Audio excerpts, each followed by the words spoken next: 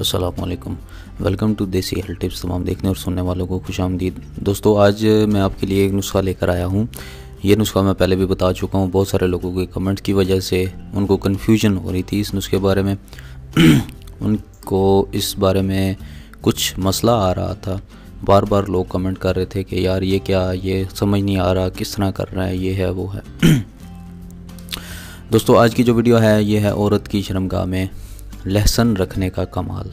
यानी कि थूम का एक टुकड़ा जो है वो अगर औरत की शर्मगाह के अंदर रख दिया जाए तो उसका क्या बेनिफिट होगा, उसका क्या फ़ायदा होगा।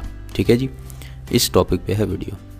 दोस्तों, इस वीडियो को अगर आपका माइंड पॉजिटिव है, अच्छा दिमाग है, तो आप इस वीडियो को देखें। अगर आप बुरे दिमाग के मालिक हैं, ठीक है, तो इस वीडियो को हर किस मत देखें। ठीक है जी।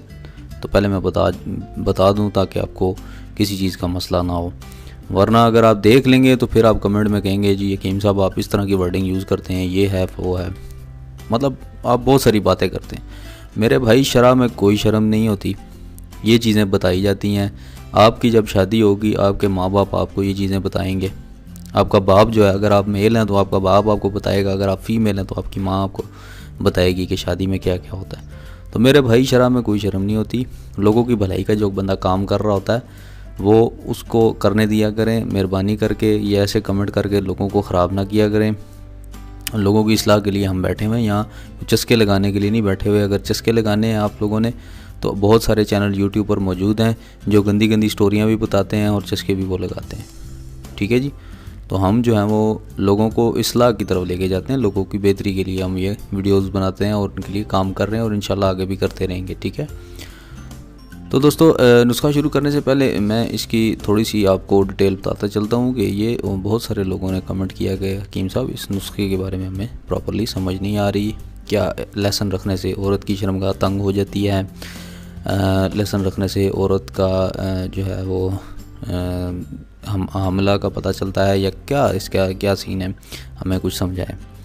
तो इस हवाले से मैंने सोचा कि वॉइस की वीडियो बनाऊं, क्योंकि ये वीडियो मैंने तब अपलोड की थी जब मैं वॉइस में अपलोड नहीं करता था, सिर्फ इमेज पे नुस्खा लिखकर तो उसको अपलोड करता था। अभी मैं वॉइस का काम शुरू किया है, तो आगे इंशाल्लाह 23 को मैं लाइव नुस्खे भी बनाकर दिखाऊंगा इंशाल्लाह। तो इसलिए मैंने आपको सोचा कि ये वीडियो दोबारा बनानी चाहिए। दोस्तों, इस वीडियो में कोई इतनी पेचीदा बात नहीं है। इस वीडियो में जस्ट एक नुस्खा है जो आपको मैं बताने जा रहा हूँ, वो आपकी स्क्रीन पर मौजूद है। लहसुन आप छील कर, एक लहसुन का पीस, ये आप जहन में रख लें। अब मुझसे बार बार ना पूछिएगा कमेंट्स में कि भाईजान हकीम साहब पूरा लहसुन लेना है या उसका एक दाना पीस कर लेना है। मेरे भाई, पूरा एक लहसुन का होता है ना, ठीक है, उसमें से एक दाना निकाल लें, एक दाने को छील लें, छील के वो अपनी वाइफ को दे दें। ठीक है। ये इसका एक लहसुन छील कर इसे फ़र्ज में रखने और रखे औरत के लिए, ठीक है, बीवी के लिए। अगर आप ये नुस्खा, उसके लिए मैं आपको पहले बताता चलूँ कि ये नुस्खा हमला के लिए है। अगर आपको पता नहीं ना चल रहा कि हमल हुआ है, हमल ठहर गया है या नहीं ठहरा, हमल हुआ है या नहीं हुआ, तो उसको पता लगाने का ये नुस्खा है। ये शर्मगाह को तंग करने का नहीं है नुस्खा, शर्मगाह को टाइट करने का नहीं है। शर्मगाह को तंग करने का भी नुस्खा मैं आपको लाइव वीडियो में बना कर दिखाऊंगा। थोड़े से अज्जा होते हैं, उनको मिलाना पड़ता है। ठीक है जी। लहसुन छील कर इसे फ़र्ज में रखिए और 3 घंटे के लिए सो जाए। ठीक है।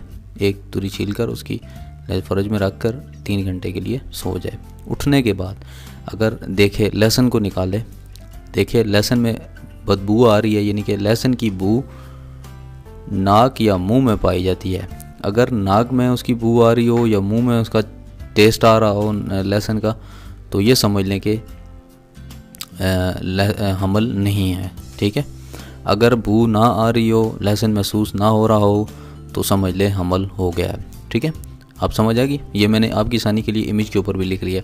अगर लहसुन महसूस हो तो समझ लें कि हमल नहीं है, अगर महसूस ना हो तो समझ लें कि हमल हो गया, हमल ठहर गया। ठीक है। तो ये बहुत आसान तरीका है। इसका ये फ़ायदा था कि ये देसी इलाज है। लोग पैसे खर्च करके अस्पतालों में जाकर चेक करते हैं, उसके ज़रिए आजकल बहुत सारे जदीद आलात हैं, उनके ज़रिए चेक करते हैं कि हमल हुआ है, हमल ठहरा है कि नहीं ठहरा।